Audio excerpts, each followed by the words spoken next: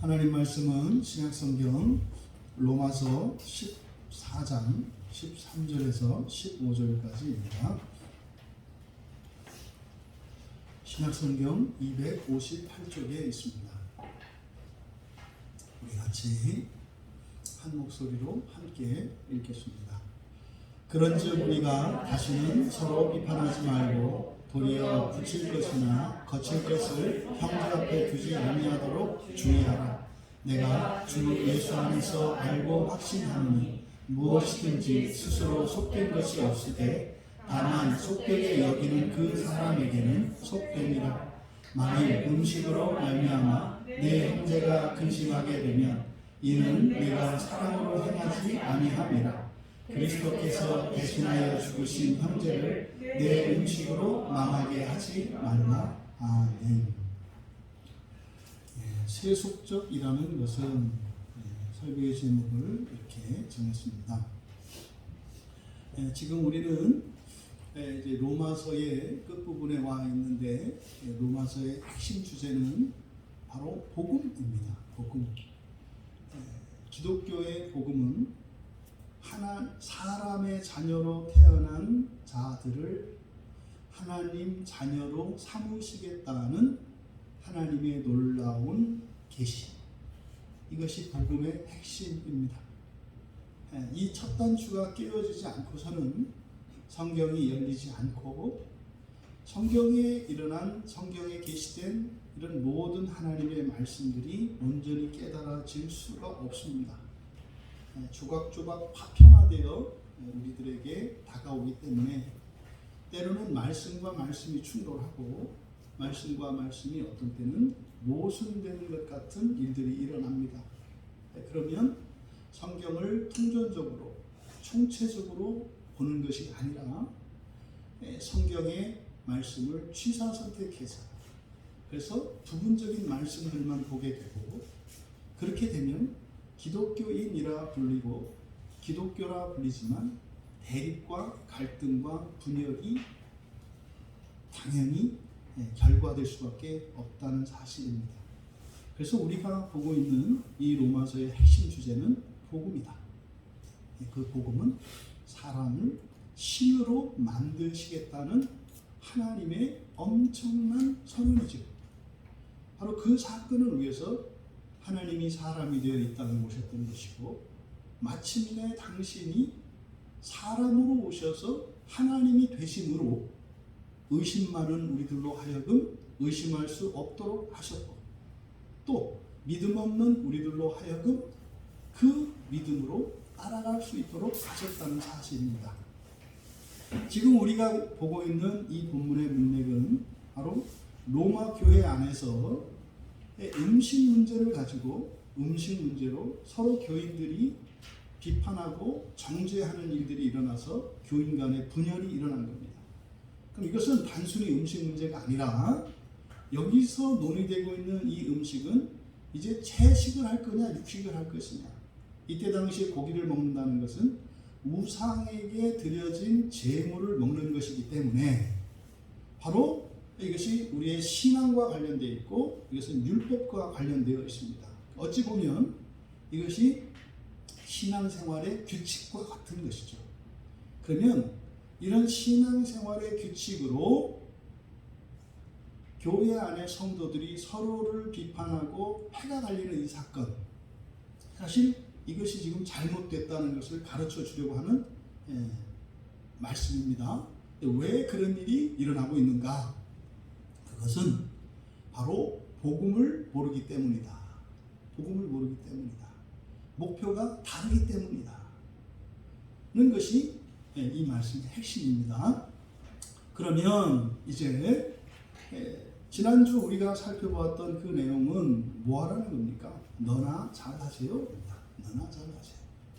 왜냐하면 모든 사람은 예외 없이 죽고 난 뒤에, 아니면 죽기 전에 예수님이 오신다면 반드시 예수님의 심판대 앞에 설 것이고, 그 날에 직접 자기의 입으로 자신의 모든 것을 고할 거라는 겁니다. 그러니까 자기가 검사가 되어서 자기 자신이 살았던 삶의 모든 것을 낱낱이 주님 앞에 고발할 것이라는 거예요. 그러니 우리가 이 세상을 살아가는 동안 사실은 누구에게 신경을 써야 된다? 나에게 신경을 써야 된다. 나에게 신경을 써야 된다. 이것이 앞에서 말씀하셨던 그 내용의 핵심이고, 또 하나는 다른 지체들의 구원에 대해서는 어련히 주님이 알아서 하신다. 어련히 주님이 알아서 하신다. 내 눈에 보기에 참 문제가 많아 보이고 그렇게 해서는 안 될 것 같더라도 주님도 그걸 다 알고 계시고, 너는 안 될 것 같다고 걱정만 하고 있지만 주님은 그런 자도 온전히 구원하시기 위하여 모든 대책을 마련하시고 하늘의 천사들을 동원하시고 또 심지어 그 사람이 가지고 있는 이런 죄와 허물까지도 이용하셔서 온전케 하실 것이라고 하는 내용이 앞에서 제기된 말씀입니다. 그러니 결론적으로는 뭐라? 너나 잘하세요. 이게 이제 앞에서 하신 말씀의 핵심적인 정의입니다. 그리고 13절에 그런즉 우리가 다시는 서로 비판하지 말자. 여기는 이제 말자입니다. 그런즉 우리가 서로 비판하지 말자. 그러니까 그런즉이라고 하는 이 말씀 안에 제가 앞에서 정리한 이 내용인 겁니다. 하나님이 정말 안 될 것 같은, 문제가 많은 것 같은 그 사람도 하나님이 온전케 하실 것이라는 믿음을 가져라. 그런데 내가 신경 쓰고 내가 마음을 쓰고 내가 판단해야 되는 것은 누구다? 너 자신이다. 왜? 내가 너의 모든 것을 주님 앞에 가서 직접 고백하게 될 것이니까 이게 그런즉입니다. 그러니 우리 서로 비판하지 말자. 비판하지 말자. 도리어 이제 여기는 앞에는 비판하지 말고는 우리가 주어고, 도리어 이후는 너희가 주어입니다. 그래서 도리어에서부터는 2인칭 복수가 주예요. 너희가 주어입니다. 너희는 뭐뭐 하라 이렇게 되는 거예요. 앞에 우리가 서로 비판하지 말자. 우리 서로 비판하지 말자. 그리고 이제 뒤에 너희는 누구겠습니까?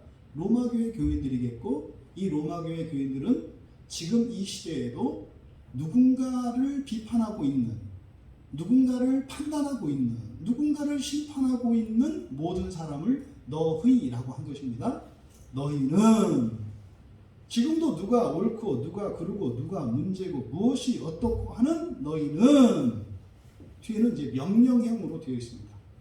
앞에는 우리 서로 비판하지 말자라고 권유형으로 되어 있습니다만 너희에 대해서는 단호하게 명령하고 있습니다.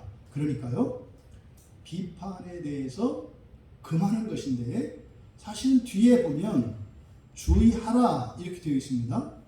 도리어 너희는 부딪힐 것이나 거칠 것을 형제 앞에 두지 않도록 주의하라라고 번역을 했어요. 이런 것들이 이제 우리들이 이제 성경을 볼 때 걸림돌이 되는 거예요. 이게 걸림돌이 돼요. 여기서는 부딪힐 것이나 거칠 것, 이걸 두지 마라 그랬는데 이미 우리말 성경에 이게 이제 붙일 것이 되고 부딪힐 것이 되고 이게 거칠 것이 돼요. 여기서 주의하라가 아니고요.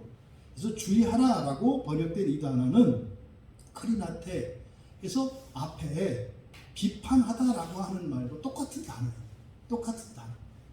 근데 하나는 권유형으로 되어 있고 뭐뭐 하자 이렇게 되어 있고, 우리 이렇게 하자, 서로 비판하지 말자. 그리고 이제 하반절에 주의하라라고 되어 있는 것은 뭐예요? 비판하지 말라는 거예요. 비판하지 말라는 명령으로 되어 있습니다. 이게 지금 이런 워드포인, 언어 유희를 하는 거죠. 한 단어를 가지고 어떤 특별한 의미를 더욱 강조하고 드러내기 위해서 언어 유희를 하고 있는 겁니다. 그러면 여러분, 여기서 부딪힐 것, 거칠 것, 이게 이제 사실은 비슷한 말인데 약간 차이가 있습니다. 근데 첫째적으로는 둘 다 방해가 되는 것을 나타내요. 그래서 이게 강조적인 용법으로 쓰입니다. 이게 그래서 베드로전서 2장 8절에도 보면 그때는 돌과 바위를 같이 사용해서 부딪히는 돌과 걸려 넘어지게 하는 바위, 그때 부딪히는 그리고 걸려 넘어지게 하는 이것이 여기에 부딪힐 것, 거칠 것. 똑같은 단어입니다. 그래서 요거 두 개는 쌍을 이루어서 짝으로 같이 사용되는데 강조하기 위한 거예요. 뭐냐면 신앙에 방해가 되는 것. 신앙에 방해가 되는 것을 강조할 때 쓰는 표현입니다.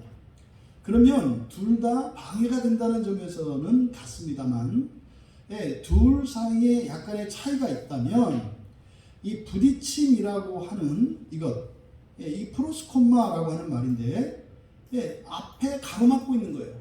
프로스콤마는 앞에 가로막고 있는 것. 그래서 마치 이거는 이 장애는 장애인데 넘지 못하는 장애물인 거죠. 마치 커다란 산맥이 앞을 가로막고 있어요. 이거 우리가 넘지 못하지 않습니까? 그것을 나타내는 것이 지금 여기서는 부딪힐 것이라고 되어 있는 겁니다. 그러니까 이것은 장애물 가운데 어떤 장애물이다? 우리가 넘을 수 없는, 우리의 능력으로 어찌할 수 없는 그런 장애물을 나타내고, 뒤에 거칠 것이라고 번역되어진 것은 이게 이제 영어의 스캔들입니다. 스칸달론이라고 하는 이거는 덫이죠, 덫. 이게 스캔들이라는 건 뭡니까? 사실과 상관없이 그 어떤 사람을 무너뜨리기 위해서 지어내는 이야기, 또 사실을 약간 과장되거나 약간 틀어서 그 사람의 해가 되도록 하는 이야기, 이걸 스캔들이라고 하죠. 이걸 이제 보통 마타도 요즘에 이제 대통령 선거가 하니까 서로에 대해서 어떤 근거도 없는, 사실도 없는 이상한 소문들을 막 이렇게 던져내는 것을, 이걸 이제 보통 영어로 마타도라고 하는데, 이게 이제 스캔들하고는 조금 이건 정치적인 목적을 가지고 의미하는 것입니다만 의미상으로는 비슷하죠. 그러면 여기서 거칠 것이라고 되어 있는 이 스칸달론이라고 하는 것은, 이거는 방해가 되는 것은 되는 겁니다만 사실 이거는 주의하면 걸리지 않을 수 있는 거죠. 이건 피할 수 있는 겁니다. 피할 수 있는 거. 누군가가 놓은 덫이기 때문에 이것은 피할 수가 있는 거예요.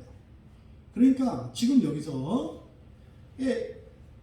부딪힐 것이나 거칠 것을 형제 앞에 두지 않도록 주의하라 라고 되어 있는데, 주의하다라고 하는 것은 뭐예요?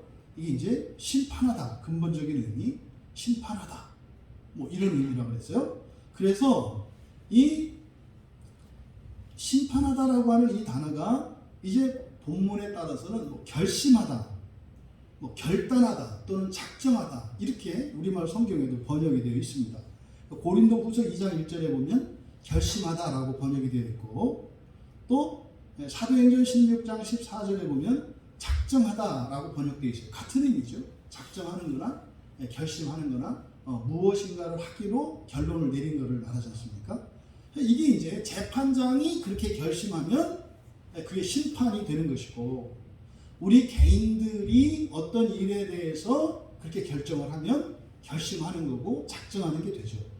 그래서 13절의 하반절에 있는 주의하라라고 하는 이 말은 전혀 다른 잘못된 거고, 이 주의하라라고 하는 말보다는 작정하라 또는 결심하라, 아니면 그대로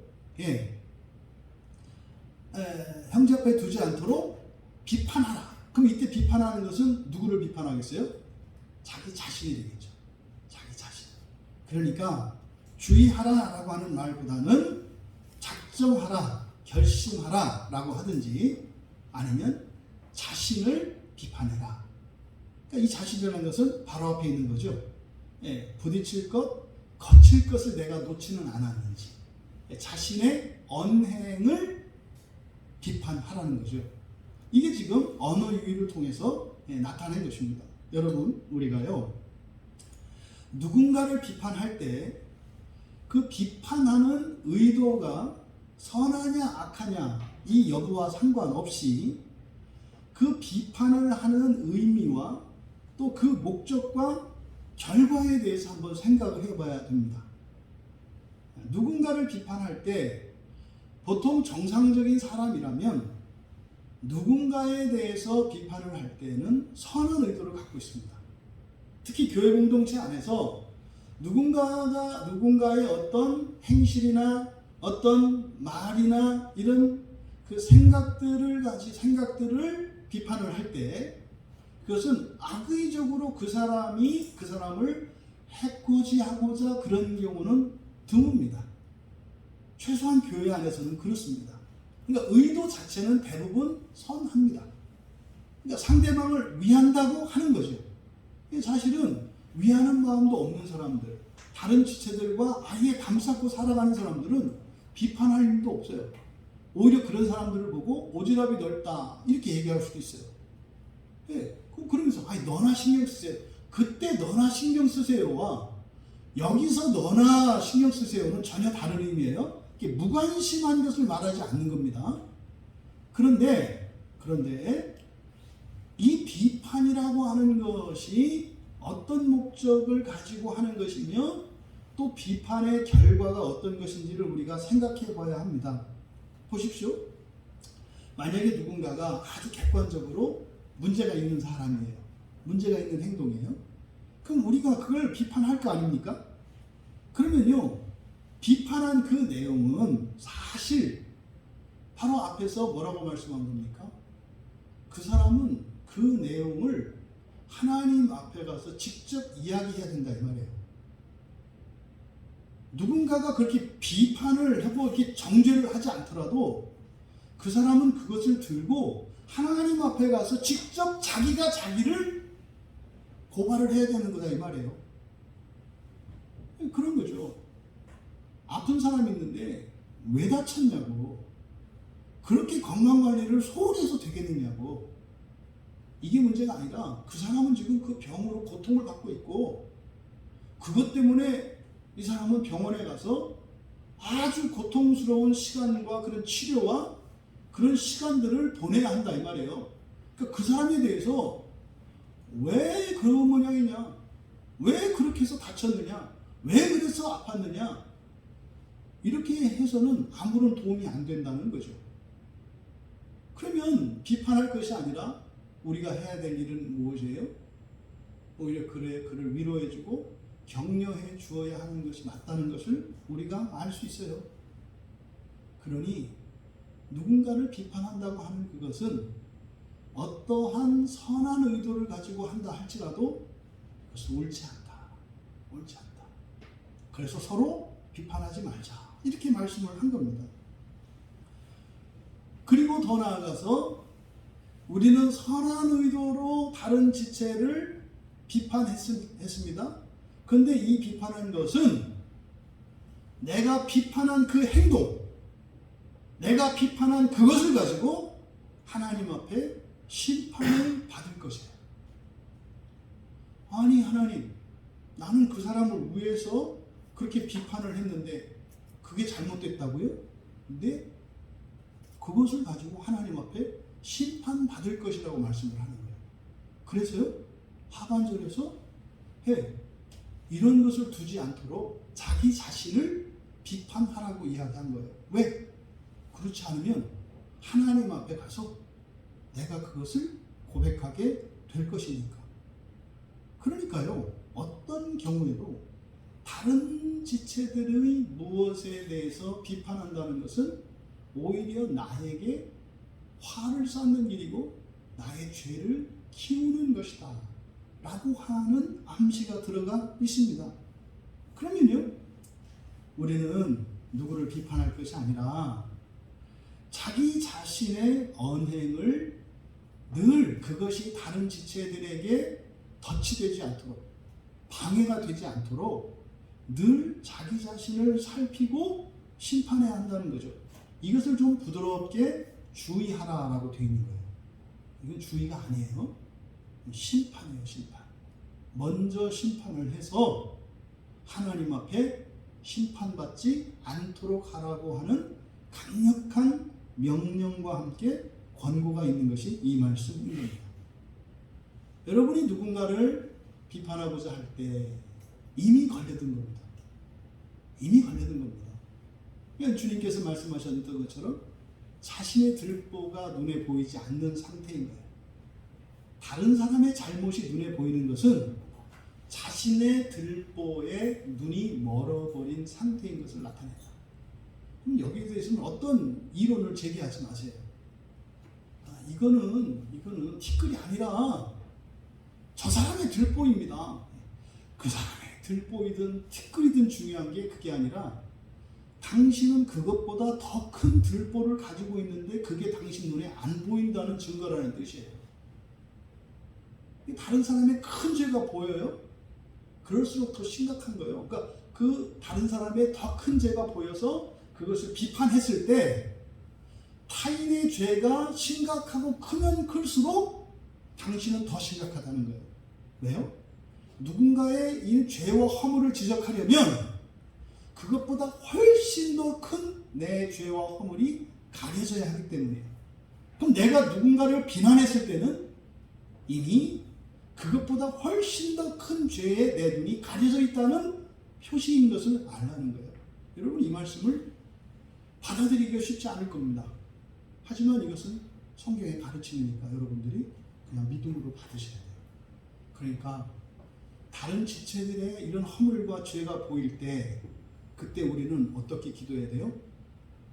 하나님, 내가 미쳤습니다. 내 눈이 멀었습니다. 저런 죄보다 더 큰 죄가 내게 있는데 그걸 내가 모르고 있다고요? 이렇게 가야 돼요. 그러니까 타인의 죄를 발견했을 때 우리의 바른 태도는 주님 앞으로 나와서 하나님, 내 인생에 또 나의 내면에 가리워진 저거보다 더 큰 죄가, 저거보다 더 심각한 죄가 무엇입니까? 라고 하나님께 기도하며 은혜를 구해야 되는 거죠. 그러니까 기도하든지 비판하든지 둘 중에 하나인 거예요. 비판하는 것은 나의 죄가 은폐가 됩니다. 근데 기도하면 다른 이의 죄가 가려집니다. 그러니까 내 죄를 드러내는 것은 하나님 앞에서 내 죄를 드러내는 것이 복되죠. 다른 사람의 죄를 드러내는 것은 화가 됩니다. 왜요? 내 죄가 가려지기 때문에. 또 게다가 다른 지체를 비판한 그것 때문에 하나님의 심판을 받을 것이기 때문에 이중적으로 나에게 해가 됩니다. 이 말씀입니다. 14절에 내가 주 예수 안에서 알고 확신하노니 무엇이든지 스스로 속된 것이 없으되 다만 속되게 여기는 그 사람에게는 속됩니다. 여기는 굉장히 지금 강조하고 있어요.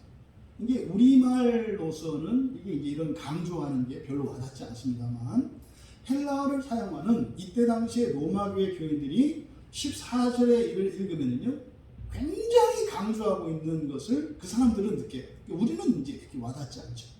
이게 뭐냐면 먼저 주 예수 안에서 내가 주 예수 안에서 그러니까 그냥 말을 해도 되는데 주 예수 안에서 이건 뭡니까? 맹세하는 거죠.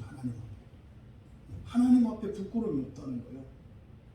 이 그런 고백이에요. 이거는 틀림없다.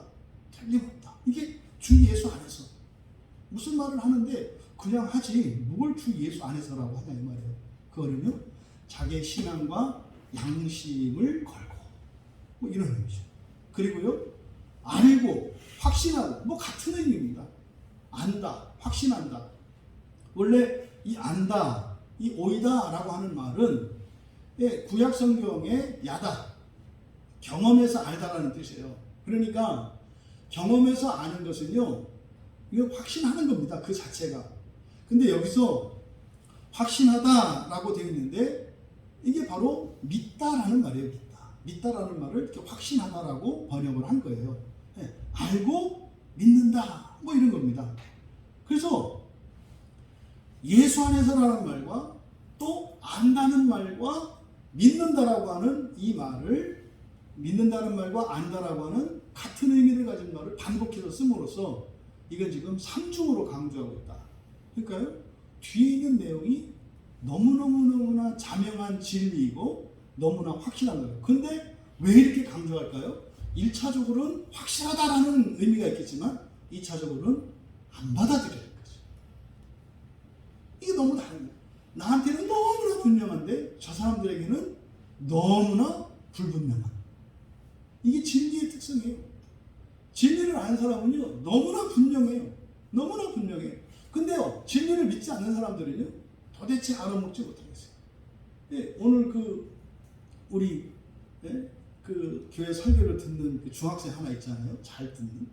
이제 그 질문이 있어서 이제 전화가 왔어요. 이 새벽에 지금 창세기 설교를 계속 듣고 있는데 뭐 맨날 그런데요. 너무 좋지 않아요, 너무 좋지 않아요, 너무 좋지 않아요, 막 이런데요. 근데 사실은 그 엄마조차도 그렇게 너무 좋고 싶은데, 근데 얘처럼 너무 좋고 싶다는 거죠. 너무 좋다, 너무 좋다 그러는데 그게 와닿지 않는다는 거예요. 그게 제가 그랬어요. 집사님이나 나나 우리들은 썩은 고목이고, 썩은 고목에 이렇게 이파리가 피어서 좋긴 좋은데 너무 좋지 않고, 왜? 썩은 고목이 있는데 거기에 새싹이 나니까 좋긴 좋은데 꽉 차지 않는. 근데 우리의 자녀들은 뭐예요? 이제 새로 나는 싹들이기 때문에 그 자체가 100%예요. 근데 그 싹이나 우리 싹이나 사실은 같아요. 무시하면 안 돼. 고목에 있는 싹이나 밑에서 나는 싹이나 같아. 근데 사실은 이 싹은 밟혀, 잘못하면. 우리는 뭐 잘못되긴 했지만 그래도 몸집이 있어서 밟히지 않아. 이게 장단점이 있어요. 그런데 퍼센테이지로 보면 이건 농도가 훨씬 더 짙어. 근데 우리는 희박하죠. 커다란 거목에 요만한 싹이니까 이게 똑같긴 똑같은데 이게 감동이 다른 거죠. 근데 이제 이 아이가 전도한 얘기를 해주는 거예요. 과외 오는 선생님을 전도했는데 그 선생님이 그랬대요. 불신자거든요. 근데 이 아이 설명을 듣더니 교회에 대해서 뭐 궁금한 게 있다고 물어보더래요. 그래서 설명을 쭉 해줬대요. 그랬더니 그 선생님이 그 중학교 아이한테 그랬대요. 아, 그러면 기독교는 부활이 제일 중요하다는 거구나.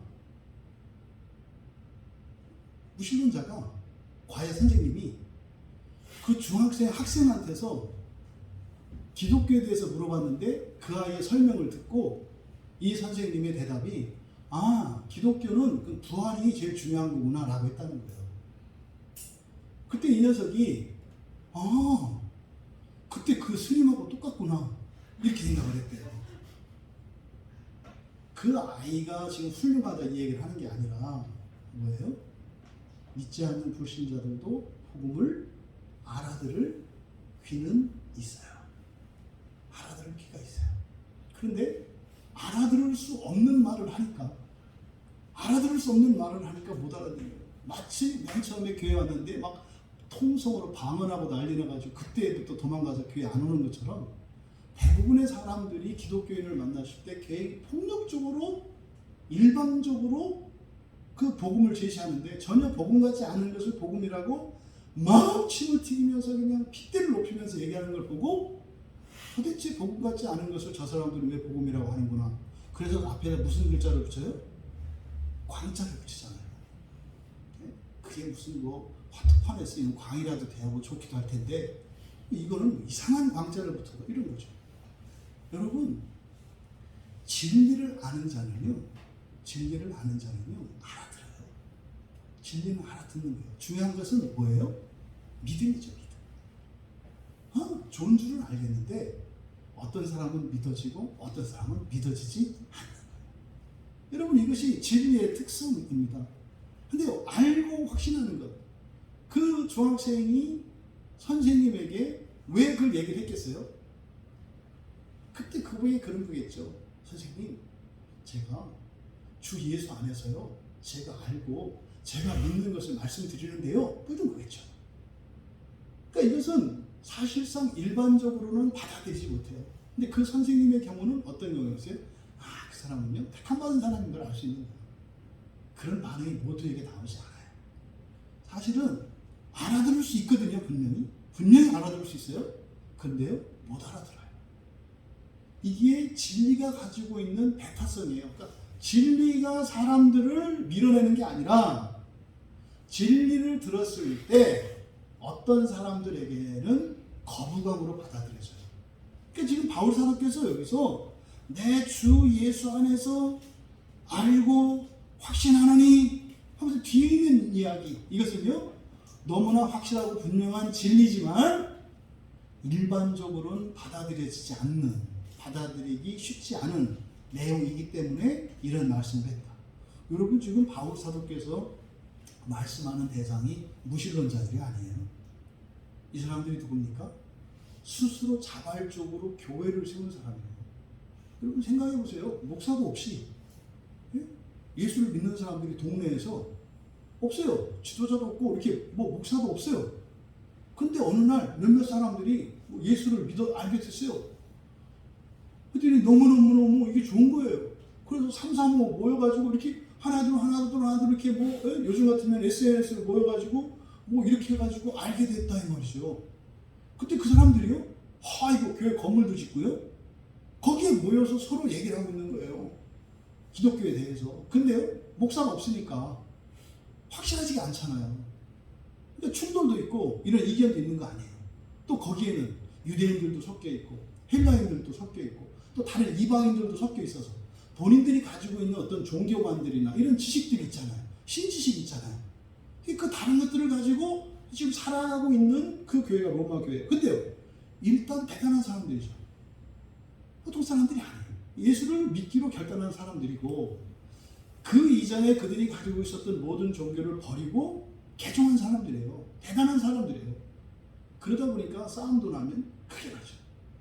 그러니까 지금 바울 사도가 편지를 써야 될 아주 심각한 그런 동기부여를 갖게 된 거죠. 그러니까 지금 어쨌든 그리스도인들입니다. 예수를 믿는 사람들이에요. 다만 부정확하게 묻고 있는 사람들이죠. 부정확하게.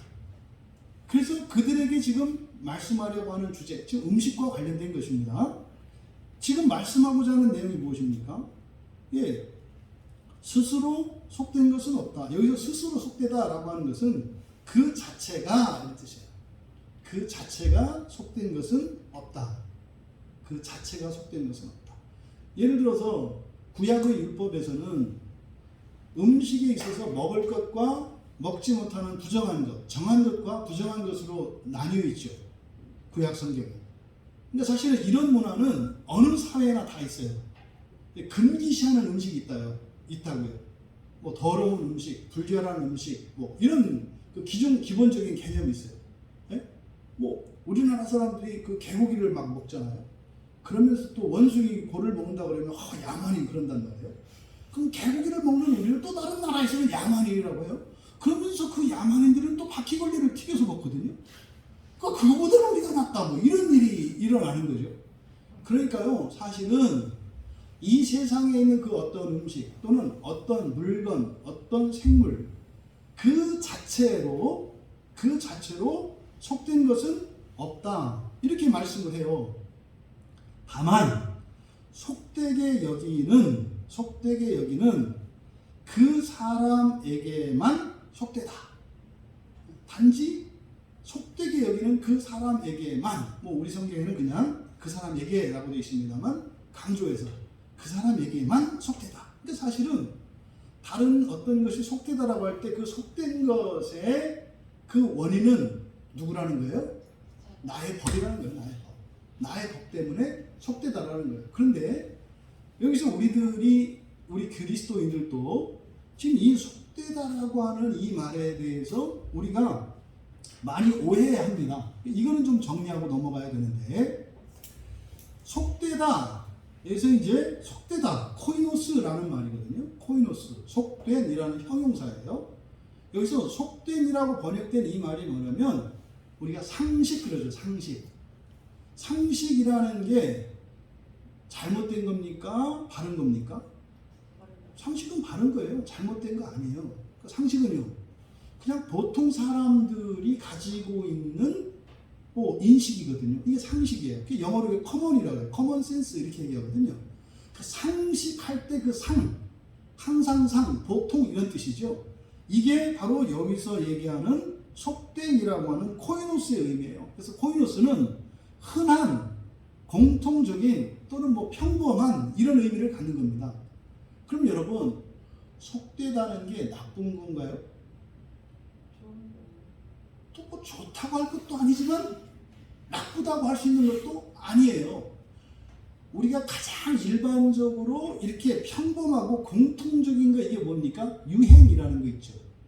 유행. 요즘은 이제 뭐 굉장히 개성이 이제 존중이 되는 사회라서 뭐 이렇게 뭐 옷이나 뭐 헤어스타일이나 이런 거를 뭐 이렇게 이상하게 하더라도 그렇게 나쁘게 보지 않습니다만, 뭐 과거에는 그 상식이라는 게 유행에 있다고요. 예? 그러면 뭐 이렇게 특히 남성들의 경우에 머리가 이렇게 긴 머리는 여성의 머리고 짧은 머리는 남성의 머리고 이런 때가 있었어요. 근데 여성이 머리를 짧게 깎으면 상식적이지 않은 거죠. 또 남성이 머리를 길게 하면 상식적이지 않은 거죠. 그래서 우리나라 70년대는 경찰이 남자 머리를 단속하려고 가위하고 자를 들고 시내를 쫓아다니던 때가 있어요. 머리를 기르면 경찰만 나타나면 도망가고, 그러면 도망가는 거 보면 경찰이 그 장발 때문에 그런 줄 알고 호각 불면 사방팔방에서 경찰들이 삑삑삑에다가 잡히면은 경찰서 끌려가가지고 하는 게 뭐냐면 자로 이제 머리 대가지고 잘라내는. 그러니까 남성의 머리는 길면 상식적이지 않은 뭐 이런 때가 있었죠. 뭐 지금도 뭐 이렇게 개성이 존중됩니다만 상식이라는 게 있죠. 가장 지금 이제 이 시대의 상식을 무너뜨리려고 하는 게 뭡니까? 남자끼리도 결혼할 수 있고 여자끼리도 결혼할 수 있다는, 이걸 상식으로 만들어 달라는 거예요. 이게 지금 법으로 정하려고 하는 거거든요. 이게 뭐 상식을 바꾸려고 하는 거죠. 아니 원래 결혼은 남자하고 여자하고 하는 건데 남자끼리도 하고 여자끼리도 할 수 있다고, 이게 뭐야? 상식을 바꾸려고 하는 거죠. 그러니까요, 속되다라고 하는 이 코이노스라는 말이 무조건 나쁜 말이 아니에요. 사실 이게 우리가 볼 때는 정상이에요. 정상적인 거예요, 코이노스라는 말은. 그런데 왜 성경에서 속되다라고 하는 말이 부정적인 의미로 들려지느냐면, 이것은 이 속된 것이 뭐 더럽고 추하고 이래서가 아니라 극히 상식적이고 정상적인 것이지만, 성경에서 이것을 또 우리 기독교인들이 속되다라는 말을 이렇게 좀 부정적인 의미로 받아들이는 이유는 뭐냐면, 여기서 속되다라는 것은 그러니까 거룩하지 않은 이라는 의미죠. 구별되지 않은 이라는 의미예요. 그러니까요, 보통이라는 것이 부정적으로 받아들이려면 그 사람은 어떤 인식을 가지고 있어야 돼요? 보통 이상을 추구하려는 생각을 가지고 있는 사람들에게 속되다라는 말이 부정적인 의미로 받아들여지는 거예요. 그러니까 거룩함을 추구하지 않는 사람들에게는 속된 것이 자연스러운 거예요. 속되다라는 말이. 그러니까요, 뭐 요즘 이 시대에 그 속된 것, 대표적인 게 뭡니까? 내 마음대로 하는 거예요. 내 마음대로 하는 거. 예배도 내 마음대로 드리고, 성경도 내 마음대로 읽고, 기도도 내 마음대로 하고, 뭐 모든 것을 내 마음대로 하는 거. 이게 지금 요즘 젊은이들이 가지고 있는 상식이죠. 그러니까 젊은이들이 가지고 있는 상식과 지금 기성세대, 일명 꼰대라고 불리는 기성세대의 상식이 충돌을 하고 있어요. 너무 달라요. 정상이 달라요, 정상이. 이게 충돌을 하잖아요. 그러면 기성세대냐, 뭐 젊은이냐, 뭐 아주 어린 세대냐, 이런 세대차를 뛰어넘는 게 거룩함이에요.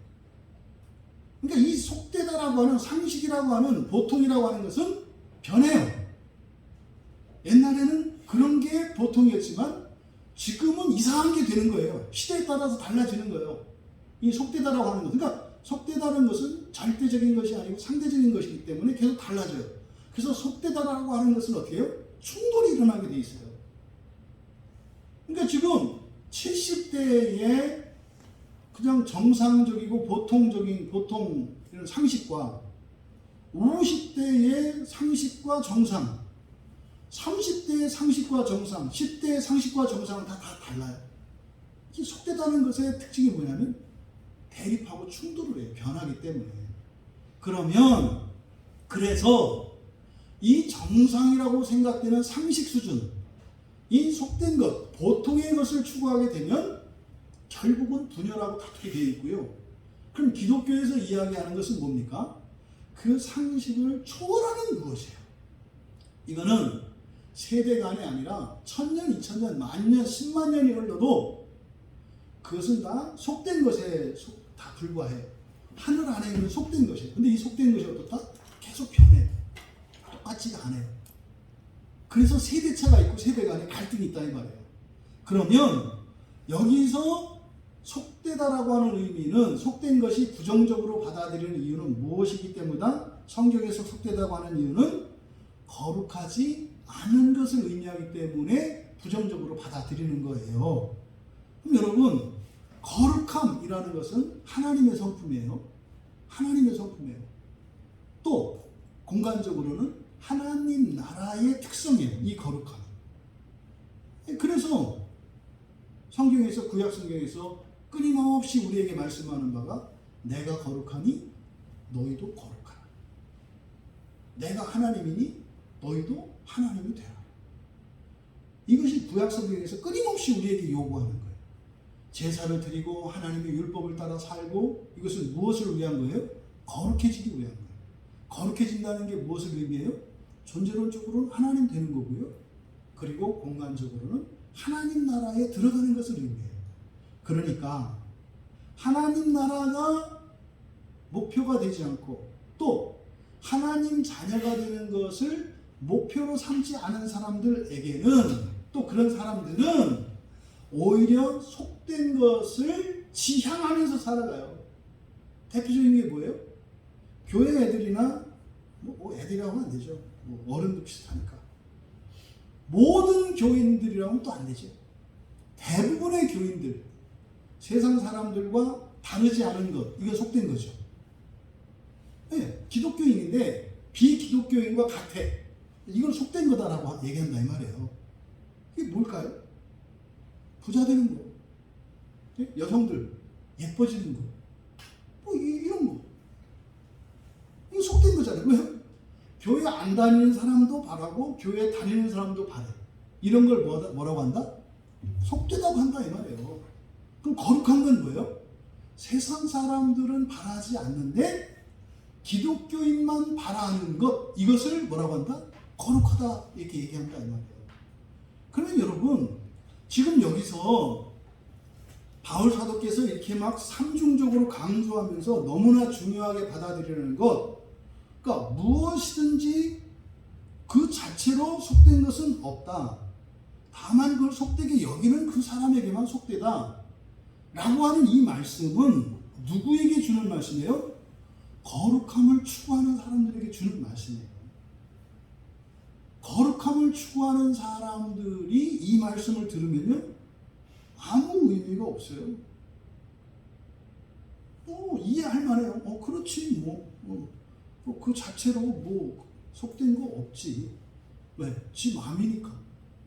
무슨 색깔로 머리를 염색을 하든 어떤 색임새의 옷을 입든 좋고 나쁘고는 각자가 결정하는 거지.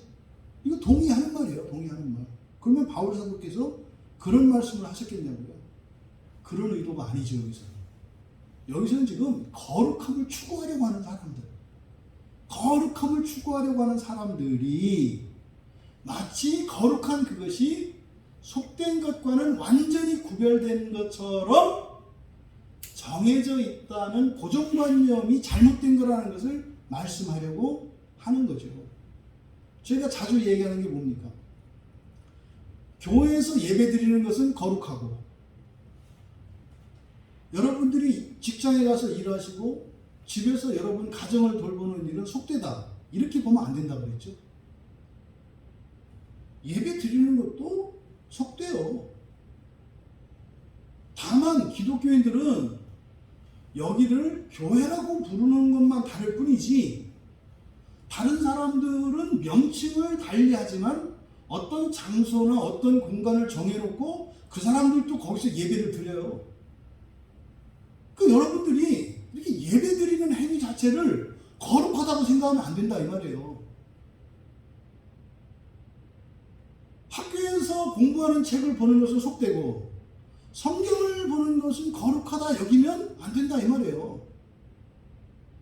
책은 똑같이 출판사에서 인쇄소에서 인쇄해가지고 나오기는 마찬가지예요. 팔기도 똑같은 서점에서 팔아요. 똑같이 속돼요. 그러니까 여러분들이 일상생활 이 부분을 잘 발라내셔야 된다고요. 그러니까 기독교인들 중에 이렇게 얘기하는 사람들이 있어요. 절에 가서 불공 드리는 것은 속되고 속된 정도가 아니지. 그건 귀신한테 예배를 드리는 거고 교회에 오는 것은 하나님께 예배를 드리고 거룩한 일이다. 중요한 것은 바울 사도께서 교회에 왔느냐 절간에 갔느냐가 아니라 뭐가 중요하다는 거예요? 네가 그렇게 하는 그 사람이 속되게 여기는 사람이 속되다 이 말이에요.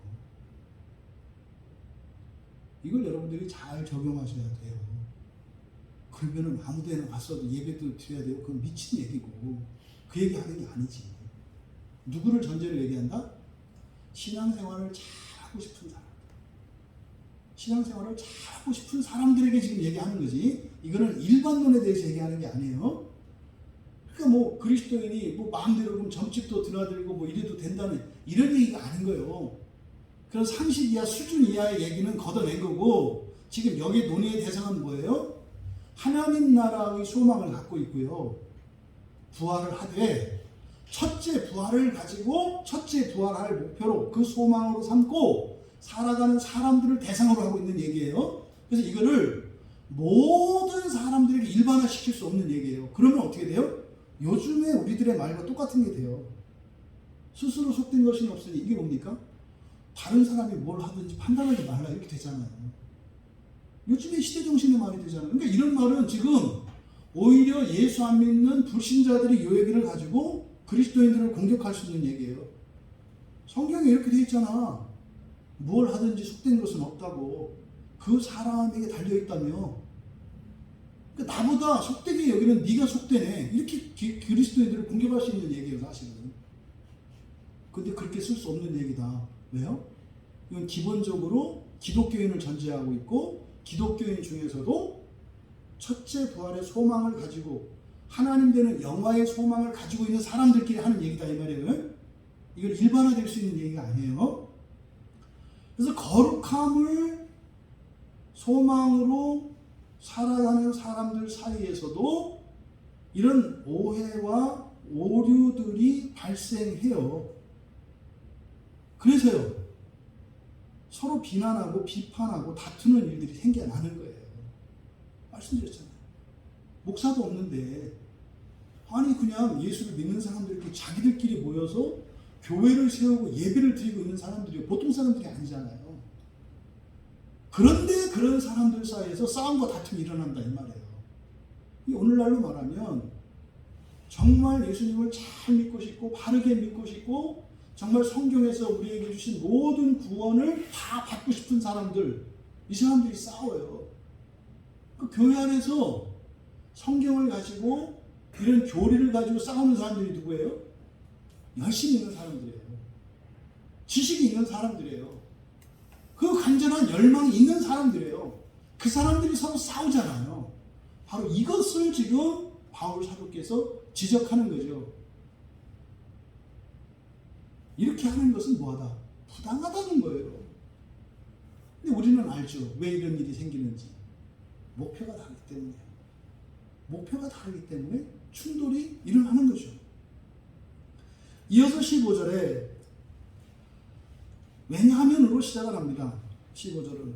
그래서 바로 앞에서 말씀하셨던 14절에 대한 이 말씀, 더 나아가서는 뭐 13절까지도 그것에 대한 원인을 말씀하는 게 15절의 말씀입니다. 왜냐하면 이렇게 되어 있거든요. 만일 음식으로 말미암아 내 형제가 근심하게 되면 이는 왜냐하면 여기다 갖다 붙인 거죠. 내가 사랑으로 행하지 아니함이라 않기 때문이다 이렇게 되는 거예요. 그리스도께서 대신하여 죽으신 형제를 내 음식으로 망하게 하지 마라. 먼저 앞에 왜냐하면에 걸려있는 상반절을 우리가 살펴보면 만일 음식으로 말미암아 내 형제가 근심하게 되면 그것은 왜 그렇다? 내가 사랑하지 않기 때문이다. 사랑으로 행하는 것이 아니기 때문이다. 이렇게 말씀을 한 건데 여기에는 아주 중요한 가르침이 담겨 있어요. 여기서 먼저 근심하다라고 하는 이 리페오라고 하는 이 말의 의미를 우리가 알아야 되는데 근심하다, 우리말로는 근심하다라고 번역이 되어 있습니다만 이게 그렇게 많이 사용되는 말이 아니고요. 로마서에서 단 한 번 여기에 사용돼요. 로마서에서. 그러니까 여기서 이제 동사형 근심하다고 명사형으로 근심, 이게 앞에 로마서 9장 1절, 우리말 성경에는 로마서 9장 1절에 이 근심이 들어가 있어요. 근데 이제 원문에는 9장 2절에 들어가 있는 단어. 그래서 근심하다라고 하는 동사와 근심이라는 명사가 각각 딱 한 번씩만 로마서에 사용돼요. 그리고 성경 전체에도 많이 쓰이는 단어가 아니에요. 그러면 이 리페오라고 하는 이 말의 의미는 뭐냐면요, 감정적으로 고통을 느끼는 것을 말해요. 감정적으로 고통을 느끼는. 그러니까 보통 이게 이제 뭐 상처를 입었다, 트라우마다 이런 얘기 많이 하잖아요. 근데 감정적으로 극심한 고통을 느끼는 것, 이것을 지금 여기는 근심하다라고 번역을 해놓은 거예요. 그래서 이 근심하다라는 말을 그냥 여러분이 걱정으로 생각하시면 안 돼요. 근심하면 어떤 일이 일어나겠어요, 여러분? 근심하게 되는 일이 있으면, 만약에 누군가로부터 지금 여기서 말하는 극심한 감정의 고통을 겪게 하는 게 근심이라면, 누군가가 여러분을 근심시키면 어떻게 되겠어요? 분노하겠죠.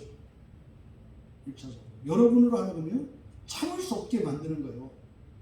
이 감정이 감당할 수 없을 만큼 고통을 가하는 거니까 어떻게 해요? 이렇게 분노하게 만들거나, 또 심지어는 어떻게 되겠어요? 굉장히 좌절하게 만들겠죠. 아니면 겁을 집어먹게 만들겠죠. 네. 이게 지금 그런 말이에요. 그래서 결과적으로는 극심한 이런 어떤 슬픔으로 인한 극심한 고통에 빠져서 절망에 빠질 수도 있고, 우울감에 빠질 수도 있고, 심지어는 어떻게 해요? 비관하고 목숨을 스스로 끊어버릴 수도 있는 거예요. 그러니까 이 근심한다는 말이 굉장히 극단적인 말이에요. 이게. 그러니까 지금 바울 사도가 이 단어를요, 사용하기를 굉장히 조심해야 한다는 것을 우리가 알 수 있어요. 그러니까 딱 한 번, 근심하다라고 하는 이 말을 여기에 딱 한 번 쓰고 있다니까요. 성경에 이 말씀이, 이 말이, 이 리페오라고 하는 이 말이 사용된 용례들을 보면 우리가 더욱 분명히 알 수 있어요.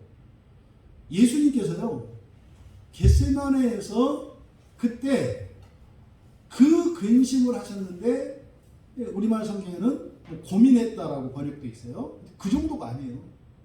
어느 정도였느냐? 마태복음 26장 37절과 38절의 내용을 보면은요, 죽을 만큼이에요. 죽을 만큼. 여러분들은 누군가가 여러분의 감정에 고통을 줘서 정말 그만 살고 싶다, 이런 걸 경험해 보셨다면 그게 바로 리페어라고 하는 말이에요. 네? 누군가가 심한 모멸감을 줘서 완전히 인격도 무너지고 자존감도 무너지고 인간 같지도 않고 나는 정말 소망이 없는 자구나, 이게 근심시키는 거예요. 누군가. 또 이건 뭐예요? 걷잡을 수 없는 분노, 화를 내게 하는, 이게 뭐, 이게 자극하는 거죠. 자극해서. 왜 사람마다 참지 못하는 게 있거든요. 어떤 사람은 이런 수치심에 약한 사람들은 수치감을 딱 주면 이성을 잃어버립니다. 또 외로움에 민감하고 외로움이 취약한 사람들은 그 사람을 고립시켜버리면 못 견딥니다. 이게 이제 학교에서 일어나는 끔찍한 사건들이잖아요. 또 미움이 약점인 사람들은 미워하는 행동이나 미워하는 말로 자극을 하면 이성을 잃어버리고 그냥 후회할 끔찍한 사고를 저지르게 되죠. 이게 지금 근심한다는 말이에요.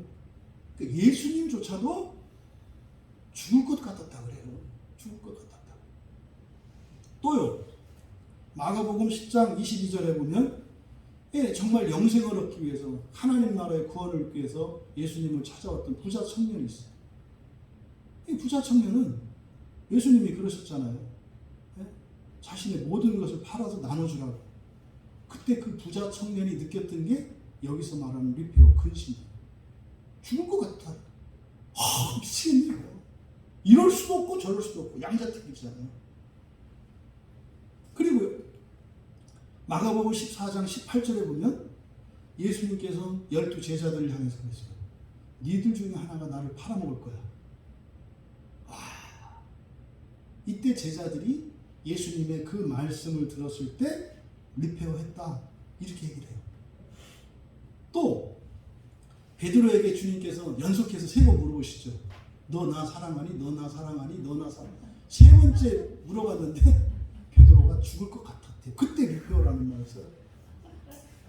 두 번만 물어봐야 되나? 근데 세 번을 물어봐야 그렇게 되는 거죠. 근데 여기 근심하다라고 하는 이 근심이라는 게요, 나쁜 것만은 아니에요. 이 근심이 유익이 되기도 합니다. 그런데 한편으로는 대부분을 이게 시험에 들게 해요. 그래서 정상적인 삶도 포기하게 되고요. 어떤 사람은 신앙생활도 포기하게 해요. 저 같은 경우에는 저희 아버님이 교통사고로 돌아가시고 났을 때 이 위표를 겪게 되었고, 그때 저는 교회를 떠나게 됐어요. 엄청난 시험이잖아요. 엄청난 시험이잖아요. 그런데 한편으로는 이게 유익이 되기도 해요. 이게 유익이 되기도 해요. 요한복음 16장 20절과 21절에 보면 이 위표, 이 고통이 얼마나 크면 산고의 진통에 비교를 하거든요. 이 산모가 아이를 낳을 때까지, 임신하는 그 기간에서 출산할 때까지 얼마나 그 고통이 큽니까? 육체적으로. 근데 아이를 낳고 나면 그 기쁨이 커서 그 고통을 잃어버린다, 이렇게 얘기를 해요. 그러면 그 근심으로 인한 고통, 그게 기쁨이 되게 하는, 그게 뭐예요? 산모가 아이를 낳는 거라고 했잖아요. 근데 이것을 사도 바울은 고린도 후서 7장 9절에서 이걸 회개라고 얘기를 해요. 근심을 통해서 회개를 하게 되면 지독한 이 고통, 그것이 유익이 돼요. 그걸 통해서 회개를 하게 되면 그 회개의 기쁨이 그것을 능가하기 때문에.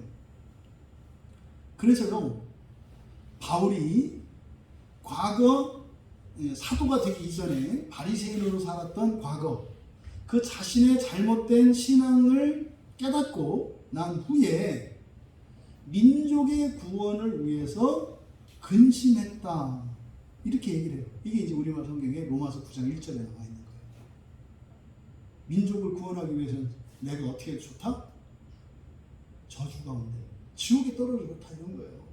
그러니까요, 민족 구원에 대해서 바울 사도가 이 감정적으로 근심했던 이것은 선한 거죠. 그러니까 이 근심이라는 게 무조건 나쁜 것은 아니에요. 그런데 굉장히 위험한 거예요. 그래서 고린도후서 7장 10절에서 바울 사도는 하나님 뜻대로 하는 근심이라고 얘기를 해요. 하나님 뜻대로 하는 근심. 하나님 뜻대로 하는 근심은요, 회개를 하게 해요. 그러니까 하나님께서 우리에게 근심하게 하실 때가 있어요. 그게 대표적인 게 바울 사도라고 해요. 그걸 통해서 그 민족의 구원이 일어나는 일들이 일어나잖아요. 그러니까 이런 긍정적인 측면도 있어요. 그런데 이것은 어떤 거예요? 굉장히 센 거예요. 작은 병에 독한 약을 쓰지 않습니다. 그죠? 병이 깊고 중할수록 독한 약을 씁니다. 왜냐하면 그 병을 이기기 위해서는 독한 약을 써야 되니까. 그러니까요, 독한 약이 무조건 좋은 건 아니죠. 적당해야 돼요. 적당해야 돼요. 그 병에 맞는, 그 병의 수준에 맞는 약을 써야지, 그저 의사 선생님이 하루에 2번 먹으라고 한 걸 갖다가 하루에 4번씩 먹고, 하나를 먹으라고 한 걸 갖다가 2알씩 먹으면 빨리 낫느냐면, 낫는 건 똑같은데 나빠지기만, 부작용만 더 커지는 거예요.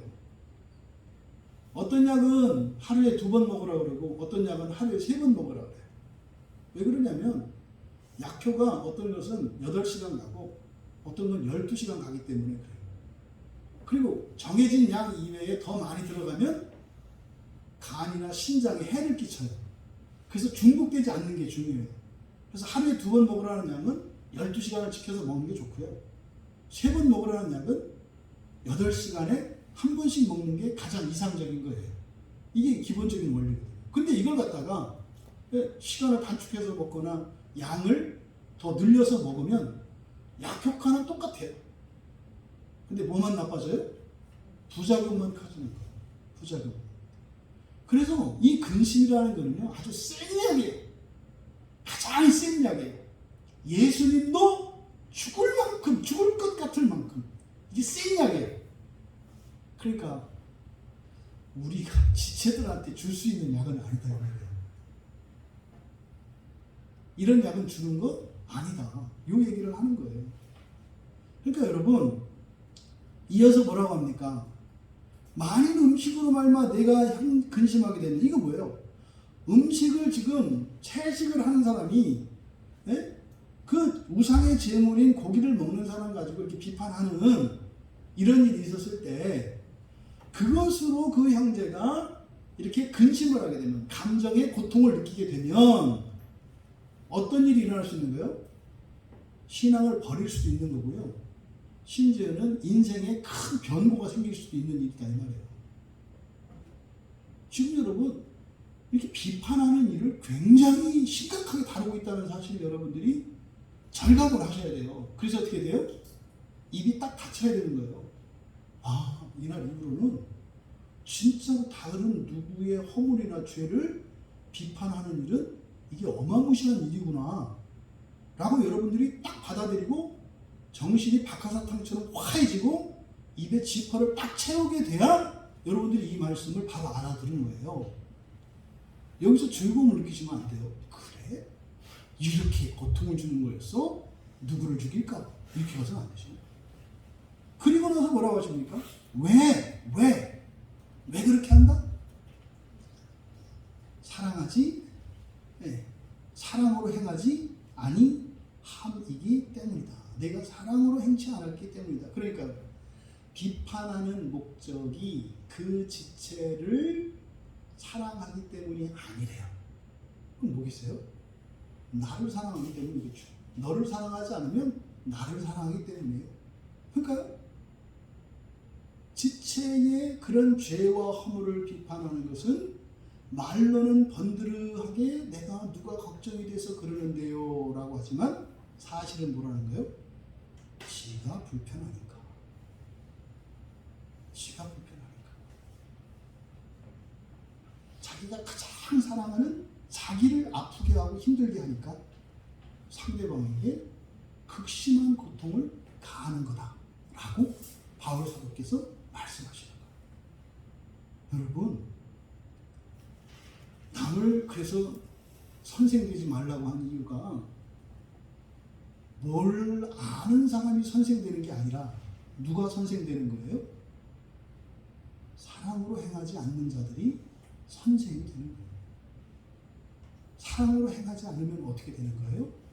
상대방을 근심하게 할 수 있다. 근심하게 하는 것은 어느 정도라는 거예요?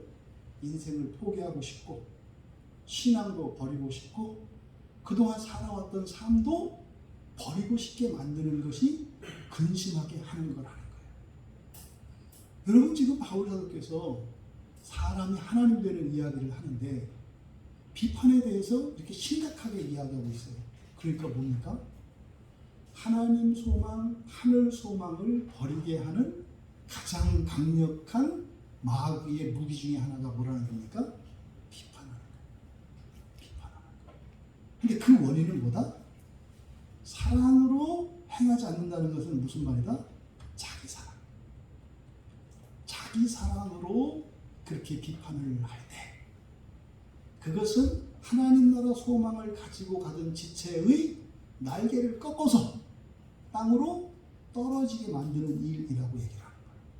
여러분, 이거 심판받지 않겠어요? 이게 얼마나 심각한 일이겠어요? 그럼 또 어떤 분은 또 이런 또 질문을 할 수 있어요. 목사님, 그러면 다른 지체 때문에 날개가 꺾여서 떨어지면 못 올라가는 건가요? 지금은 그 대목이 아니죠.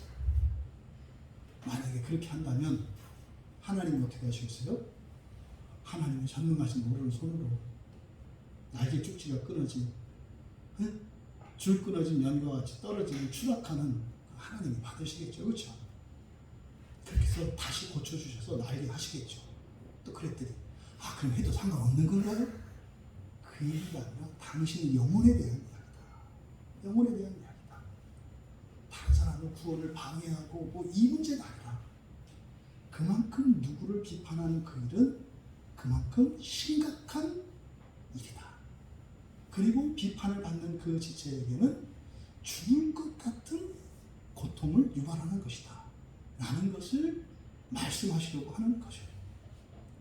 여러분, 그리스도께서 대신하여 죽으신 형제를 너의 음식으로 망하게 하지 말라. 여기서 망하게 하다, 이 아폴륨이거든요. 아폴륨이라고 써 있어요. 아폴륨은요, 파괴하는 거예요. 파괴하는 거. 정복군이 어느 곳에 들어와서 정복을 하면 어떻게 돼요? 다 파괴해버리죠. 구약에서 여호수아가 요단강을 건너서 맨 처음에 전쟁을 벌이는 게 여리고성 전투예요. 여리고성을 공격했을 때 하나님께서 여호수아에게 명령을 내리세요. 진멸해라. 그러니까요, 모든 생명, 거기는요 남녀노소 불문합니다. 그리고요 모든 가축 생명 불문합니다. 그리고요 모든 물건도 전부 파괴해버리는 걸 말해요. 완전히. 이게 아폴륨이에요. 또 어젠가 보니까 동물 인권법을 지금 동물을 민법에다 지금 넣겠다고 지금 난리들인데 생쇼를 해요. 동물의 죽음이 물건과 똑같이 취급이 되기 때문에 해석하답니다. 토 나와요. 그런 사람들. 학생들이 한번 작은 실수를 저질렀다고 해서 1년, 2년을 감옥에 가두는 사람들이, 그러면요 개하고 고양이는 권리밖에 없어요. 개하고 고양이 책임도 없고 의무도 없어요. 고양이가 왕 하고 이렇게 깜짝 놀래켰어도 소리 질러가지고 고양이가 놀랬다고요? 정신과 의사 들어가서 상담을 받아야 된대요. 그러세요? 상담 비용을 내야 돼요. 왜? 괜히 우리 고양이가 지나가는데 막 소리 질러가지고 우리 고양이가 놀래서 그때부터 식음을 전폐하고 애가 식은땀 흘리고 이렇게 신경이 불안해서 이렇다는 거예요. 그래서요 정신 상담 받아야 돼. 이게 여러분 진짜 얘기예요. 고양이 이 애완견 전문 정신병리 정신의과 의사 생겼어요. 동물들 그 마음을 위로해주고 이렇게 해주는, 이 개만도 못한 이런 일들이 법으로 만들어지고 있어요. 이게 말이 되는 얘기예요. 그렇다고 해서 여러분 동물을 학대라는 얘기입니까? 학대하는 건 이상한 놈들이죠. 왜 학대해요 동물을? 그 이상한 몇몇 사람들 때문에 모든 사람을 똑같은 수준으로 만들어버리는 법이 이게 잘못된 거죠. 여러분, 여기서 이렇게 아폴륨이 망하게 한다는 게 이런 거예요. 여러분, 철저하게 파괴하는 거예요. 모든 생명을. 예? 갓난아이가 무슨 죄가 있어요? 그것까지 진멸하라는, 이게 아폴륨이에요. 여러분, 어떻게 비판한다 그래서 그걸 가지고 형제를 아폴륨이 한다고 얘기하냐고요. 성경이 그렇다면 그런 거예요. 이건 사실은 여러분, 다른 사람들 되는 얘기가 여러분도 그렇잖아요.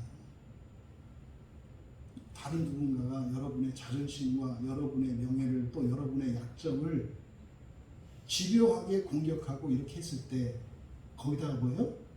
거룩한 명분으로 신앙의 이름으로 그렇게 정죄하고 이렇게 비판했을 때 여러분의 영혼은 어떻게 된다는 거예요?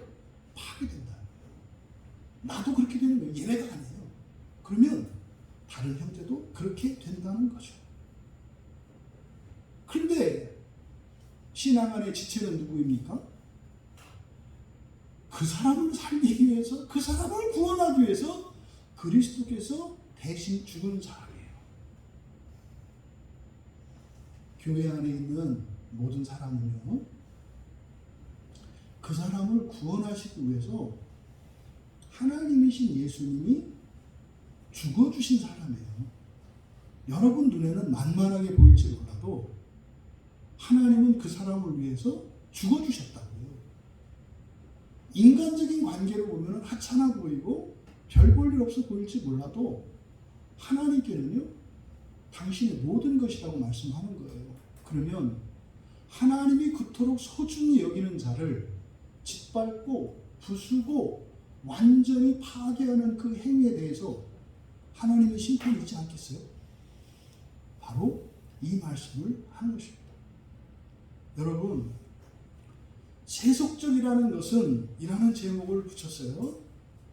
여기서 세속적이라는 것은 이 제목을 붙인 이유가 일단은 세속이냐 거룩이냐고 하는 어떤 행위나 어떤 음식, 어떤 신앙의 어떤 규칙, 이런 거에 의해서 결정될 수 있는 것이 아니다. 결정될 수 있는 것이 아니다. 먼저 그것을 가르는 내가 상당히 심각한 문제가 있다. 그러면 그 결과 어떤 일이 일어나는 거냐? 사랑 없이 비판하는 일이 일어난다. 그러면 그 사람은 죽고 너는 심판받을 것이다 라는 것이 지금 바울 사도께서 우리에게 주시는 교훈입니다. 이 말씀을 정리하면요, 여러분, 음식 문제로, 여기서 음식 문제라고 하는 것은 경건의 모습이겠고요, 신앙의 실천이에요. 이런 것으로 형제를, 그러니까 지체겠죠, 지체를 비판하지 마라. 비판하지 말자. 오히려 뭐 하자? 나 자신을 하나님의 심판대 앞에 서기 전에 나 자신을 우리 스스로 심판을 하자. 우리 스스로 심판을 하자. 두 번째로는 이렇게 율법과 같이 어떤 종교적인 실천의 문제에 대해서 비판을 했을 때 그런 방식으로, 이렇게 비판하는 방식으로 상대방을 근심시키는 것, 아프게 하는 그것은 하나님 뜻대로 하는 근심이 아니라는 거예요. 하나님 뜻대로 하는 근심은 그런 게 아니에요. 도와주려는 선의를 가지고 비판했다 할지라도 그 결과는 어떻다? 오히려 악하게 된다. 나에게도 악하게 되고 그 지체에게도 악하게 된다는 사실을 기억해라. 그러면 이 근심과 관련하여 회개하게 하는 이 근심과 관련하여 하나님 뜻대로 하는 근심, 이것은 어떻게 해야 되는가? 마지막에 사랑을 언급하고 있잖아요. 사랑으로, 비판이 아니라 사랑으로 인도하고 섬길 때 그것을 통해서 그 지체로 하여금 회개할 수 있도록 하는 것이고, 또 그런 지체들을 위해서는 사랑으로 기도함으로, 그래서 하나님 뜻대로 하는 근심을 하게 해서 그 잘못된 행실을 고칠 수 있도록 하나님의 은혜를 구할 것이라는 거죠. 이 세상에 그 어떤 누구도 다른 누군가에게 심판받아야 할 이유가 없습니다. 이 세상에 그 누구도 다른 누구를 정죄하고 비판할 수 있는 권리나 자격을 갖추고 있는 사람은 없습니다. 오직 우리들은 서로의 연약함을 긍휼히 여기며 하나님의 은혜를 구하며 그러한 죄와 허물에서 돌이켜 더 거룩하고 온전한 사람이 될 수 있도록 서로 도우며 도움을 받으며 살아갈 일입니다. 주님의 몸된 교회 공동체를 이루며 세속에 살아가고 있는 우리들이 세속에 매몰되지 않는 것은 어떤 실천이나 행동에 있는 것이 아니라 거룩한 하나님 나라의 소망을 갖고 서로 사랑하며 의지하며 인내하며 기도하며 살아가는 것이다. 하나님 나라 소망을 가지고 있는 여러분, 지체를 비판하는 일의 심각함과 또 이것에 대한 그 죄가 얼마나 큰 것인지 깨달아 서로 비판하기보다는 오히려 그 허물을, 그 가시를 내 몸으로, 나의 삶으로 받아주고 오히려 그런 가운데 더 사랑함으로 내가 또 그렇게 회개하며 또 그것으로 또 그 지체가 회개하며 날마다 거룩해지는 공동체를 이루어가는 우리 모두가 되기를 주님의 이름으로 축원합니다. 우리 말씀을 생각하며 함께 기도합니다. 하나님, 혹시 제가 겉으로 드러나는 어떤 실천적인 것, 행동 이런 것을 가지고 세속적인 것과 거룩한 것으로 나누어서 남을 정죄하고 판단하는 일은 없었습니까?